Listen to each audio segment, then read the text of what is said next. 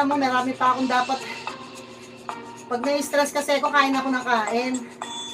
Mas maganda pag hindi na-stress, hindi ko makain eh.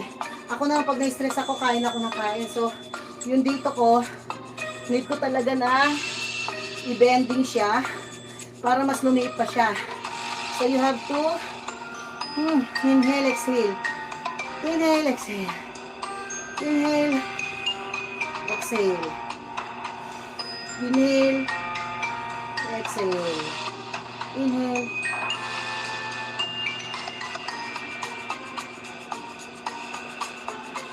Exhale.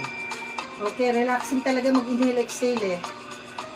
Very good to do your breathing exercises. Very nice. Make it slow. Take a deep breath. Deep breath.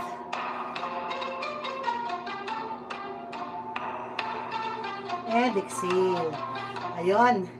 So, almost done na po tayo. Ilang minuto na tayo. 1:15 pa lang